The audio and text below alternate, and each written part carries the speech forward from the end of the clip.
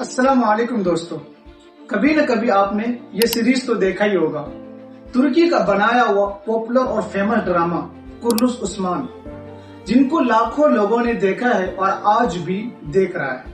اگر آپ اس کی چینل پر جائیں اور اس کی ویوز چیک کریں تو آپ کو وہاں 11.28 بلین ویوز نظر آئے گی۔ لیکن سب سے شوقین بات یہ ہے کہ پوری دنیا کی پاپولیشن اور آبادی 8 بلین ہی ہے۔ یہ تو وہ چینل ہے جو اردو لینگویج میں ڈب کیا گیا ہے، ذرا سوچ کر دیکھیے باقی چینل کا کیا حال ہوگا۔ اس سیریز کو دیکھنے کے بعد بڑے بڑے لوگوں نے اسلام جاننے کی کوشش کی اور بڑے بڑے ایکٹر اسلام میں کنورٹ ہوئے ہیں۔ جیسے امریکہ کے اس 60 سالہ خاتون کو دیکھیے جنہوں نے کرلس عثمان ارطغرل غازی دیکھنے کے بعد اسلام کو جاننے کی کوشش کی اور بعد میں وہ اسلام میں کنورٹ ہو گئی۔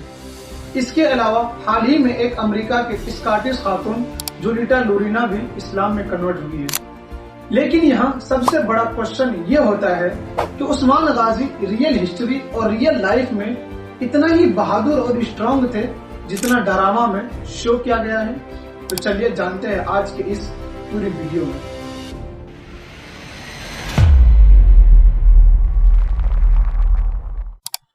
آج سے آلموسٹ 700 سال پہلے 1258 میں ترکی کے شہر سوگوت میں ایک بچہ پیدا ہوا جس کا نام عثمان غازی رکھا گیا۔ یہ وہ سال تھا جب منگولوں نے بغداد پر حملہ کیا اور بغداد پر قبضہ کر لیا اور وہاں کے مسلمانوں پر بے انتہا ظلم کیا۔ لیکن یہاں بات عثمان غازی کی ہو رہی ہے تو میں بتا دوں، عثمان غازی کائی قبیلے کے سردار ارطغرل غازی کے سب سے چھوٹے بیٹے تھے، لیکن تمام بیٹوں میں سب سے زیادہ بہادر اور انٹیلیجنٹ تھے۔ اس کی تربیت ایک ایسے ماحول میں ہوئی تھی جہاں تلوار بازی، گھوڑ سواری اور دینی علوم کو سب سے زیادہ اہمیت حاصل تھی۔ کہا جاتا ہے کہ وہ خود ایک عالم دین تھے۔ وہ بچپن سے ہی بہادر اور اسٹرانگ تھے۔ کہا جاتا ہے کہ بچپن ہی میں اس نے ایک ایسے قافلے کا سامنا کیا تھا جو راہ چلتے لوگوں کا سامان لوٹ لیا کرتے تھے۔ عثمان غازی اپنے والد کی وفات کے بعد 1281 میں کائی قبیلے کے سردار بنے۔ عثمان غازی اپنے والد کی وفات کے بعد 1281 میں کائی قبیلے کے سردار بنے۔ سردار بنتے ہی انہوں نے سب سے پہلے اپنے قبیلے کے تمام غداروں کا خاتمہ کیا۔ اس کے خلاف سخت کارروائی کی، یہاں تک کہ اس نے اپنے چچا دمدار کو بھی نہیں چھوڑا۔ عثمان غازی کی زندگی میں خواب کا بھی بہت بڑا اثر تھا۔ کہا جاتا ہے کہ ایک رات عثمان غازی اس وقت کے سب سے مشہور عالم دین شیخ ادوالی کے گھر میں قیام کیا ہوا تھا۔ انہوں نے خواب میں دیکھا کہ شیخ کے سینے سے ایک روشنی نکلی اور عثمان غازی کے سینے میں داخل ہو گیا اور وہ روشنی پوری دنیا پھیل گئی۔ پھر وہ روشنی عثمان غازی کے سینے سے نکل کر پوری دنیا پھیل گئی۔ جب صبح ہوئی اور اس خواب کی تعبیر پوچھا تو شیخ نے بتایا کہ تمہاری آنے والی نسلیں پوری دنیا پر حکومت کرے گی اور اسلام کا پرچم پوری دنیا میں لہرائے گی۔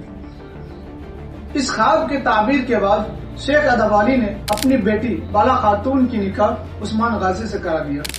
عثمان غازی نے فتوحات کا آغاز بازنطینی قلعوں سے کیا ہے۔ سب سے پہلے انہوں نے کراجہ حصار کو فتح کیا جو اس وقت کے ایسے امپائر سے لیا تھا جو سب سے زیادہ بہادر اور اسٹرانگ تھا۔ وہ کوئی اور نہیں بلکہ نکولا تھا۔ کہا جاتا ہے کہ نکولا عثمانی دور کا سب سے خطرناک اور چالاک دشمنوں میں سے ایک تھا۔ عثمان غازی کو سب سے زیادہ مصیبت اسی نے پہنچایا ہے۔ اس کے بعد یک کے بعد دیگرے قلعہ فتح کرتے چلے گئے۔ فور ایگزامپل یعنی شہر، اناگول، کلاجہ حصار اور اس کے علاوہ بہت سارے قلعے۔ عثمان غازی کا طاقت جب بڑھتا چلا گیا تو 1299 میں انہوں نے اپنی خود مختاری کا اعلان کر دیا اور 1299 میں انہوں نے خود عثمانی سلطنت کا بنیاد رکھا۔ اگر آپ اس کی زندگی کی بات کی جائے تو وہ متقی اور پرہیزگار تھے۔ وہ نماز کے اس قدر پابند تھے کہ جنگ کے دوران بھی وہ نماز قضا نہیں کرتے تھے۔ اگر انصاف کی بات کی جائے تو وہ ایسے انصاف ور بادشاہ تھے کہ لوگ دور دور سے اس کے پاس انصاف کرانے کے لیے آیا کرتے تھے۔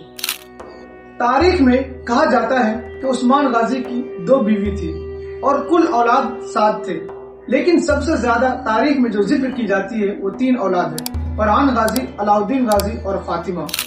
لیکن اگر کبھی بھی آپ نے اس سیریز کو دیکھا ہوگا تو اس میں ایک چیز نوٹس ضرور کی ہوگی کہ ڈرامہ میں عثمان غازی کی چھوٹی بیٹی کے طور پر حلیمہ کو دکھایا گیا ہے، جبکہ ریئل ہسٹری میں اور ریئل لائف میں ایسا نہیں ہے۔